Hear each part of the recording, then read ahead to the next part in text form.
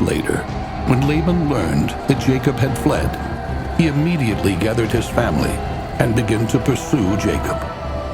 After 7 days, Laban overtook Jacob, but not before God had warned him in a dream.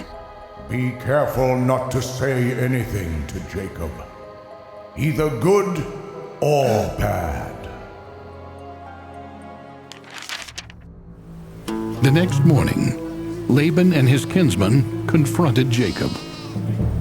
Why did you deceive me and carry away my daughters as if by the sword? And why did you flee without telling me? I could have sent you away with joy and singing. You did not even permit me to kiss my family goodbye. It was a foolish thing to do, and it is in my power to do you harm. But God warned me in a dream last night and told me to be careful what I say to you. I was afraid because I thought you would take your daughters from me by force. But why did you steal my household gods? If you find that someone is in possession of your gods, that person shall not remain alive. However, Jacob did not know that Rachel had stolen the gods. Laban searched through Jacob's tent and each of his wives' tents, but did not find the idols, for Rachel had hidden them in the camel's saddle on which she sat. When Laban approached Rachel, she said, "Please do not be angry with me for not rising to greet you, for the way of women is upon me." And Jacob said to Laban, What is my sin? Why have you pursued me? You have searched our tents and did not find your gods.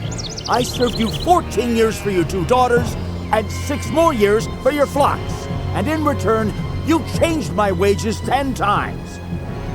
If the God of Abraham, the one whom Isaac fears, had not been with me, surely you would have sent me away empty-handed. God has seen my affliction and the labor of my hands and rebuked you in a dream last night.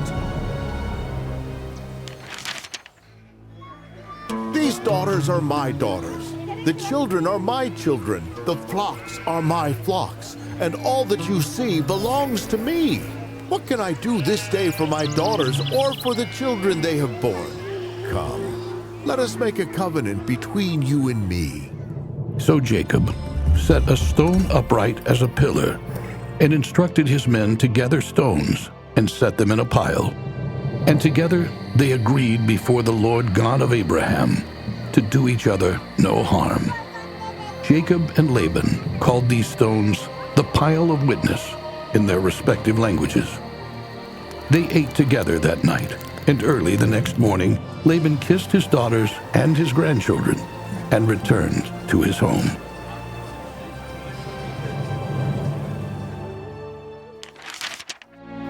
These 20 years I have been in your house. I served you 14 years for your 2 daughters and 6 years for your flock, and you have changed my wages 10 times.